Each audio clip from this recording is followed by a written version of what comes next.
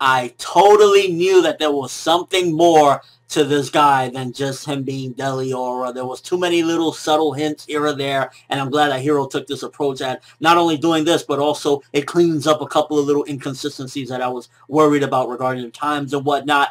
I like the way that this went because I knew that there was something more to him, but the fact that this was his father all along, seemingly, I don't think that Deliora has anything to do with this, to be honest, or at the very least, he's in control at this particular point, but I think that this is his father completely, and Deliora might not even be around. Maybe he was doing this in a whole different thing, but regardless of what, that twist at the end, I thought it was really good, and it ultimately cleaned up some inconsistencies, so good shit there.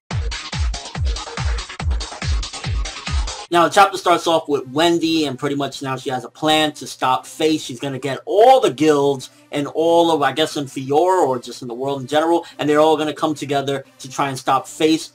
Good strategy because just a few guilds alone, like I said before, it wouldn't have done shit to stop Face. It would have took a lot of things, and originally I thought it would have been Lumen Histore that would have been the key to doing this. So if it's not going to be Lumen Histore, the next best thing is practically every guild in the world to stop all these Face. Because what is it now, like 3,000, unless the number's been upped yet again? No, there's 3 billion Face. You thought it was Face, but it was really me, Dio! JoJo's Bizarre Adventure reference. Now, regarding the fight between Silver and Gray, the ending of it felt a little bit weird because it was kind of like, damn, you know, he just got him with one shot. But the last chapter and this chapter, there was a lot of fighting involved. I just wish that it would have took a little bit more damage to get Gray to, you know, defeat Silver. Like, Silver would have took a little bit more damage because ultimately the only hit that really was effective against him was that steel ball. But nonetheless, it was still built up good. It wasn't all done in one, you know, chapter. It wasn't all done in one quick swoop. It was actually, you know, built up. He tried just about every attack that he could possibly do, and it took him using something completely out of his own element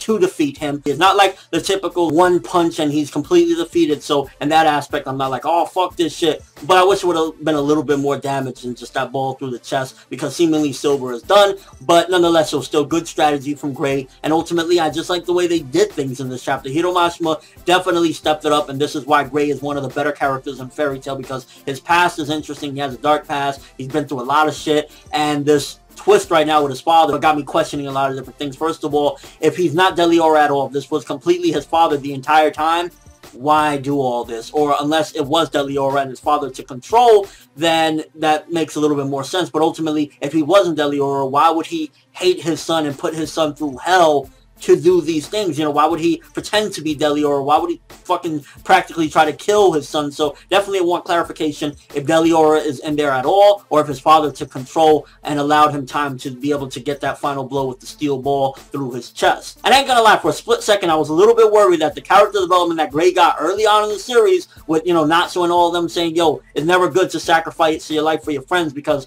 we're not gonna be happy about it. We're gonna defeat the villain, but we're gonna mourn you and it's gonna be terrible. So never do that. And I'm glad that ultimately he realized, you know what? Hey, me, I shouldn't be doing that regardless of what. My friends is going to be really sad. So let me not use Ice Shell. And I was glad that he ultimately overcame that, because it was like, while it would be a very dramatic moment and be like, holy fuck, you know, Gray is out, you know, this is crazy.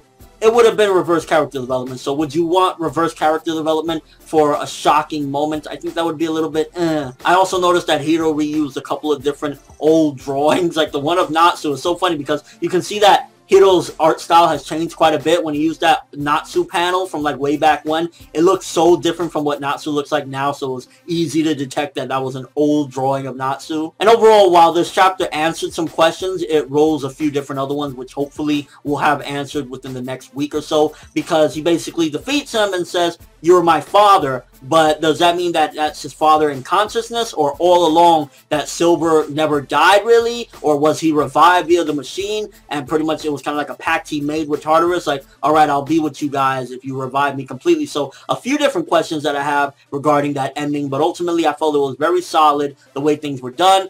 Could have been a little bit better as far as like I would have liked a few different other hits to take down Silver, because Silver's been looking like a beast. So for a steel ball, while it was surprising and it had the surprising fact around it, it just, I wish it would have been like he grabbed a bunch of different blotches of metal and just like used a bunch of ice arms and just kept on slashing him with them and like throwing them all through him or something like that. That would have been a little bit more devastating, so to speak, and a little bit more impactful, but nonetheless still very strategic. And it wasn't just a one wham bam type of thing. We had a whole chapter last week of them fighting, and most of this chapter was them fighting as well, so it was pretty good build up, and ultimately I felt like it was solid. It wasn't amazing, but I liked the twist that we had, and ultimately it just makes me wonder if that was indeed Silver completely, why the fuck would this entire time you be fucking with your son like this and putting him through hell, making him relive trauma for what? And also, if that was Silver the entire time without any consciousness of Deliora, why was he rocking with Tartarus as well? Was he trying to infiltrate them and eventually take them down? So quite a few questions, but ultimately it was another good chapter, better than last week's. I felt like that twist was good enough to make me think like, damn, I knew there was something, but I didn't quite know what it was. And if that's completely Silver in there, not no Deliora, then that's even more interesting, and it makes a lot more sense as well, because it'll clean up the inconsistencies as I've previously mentioned, but we'll just gotta wait and see. So again,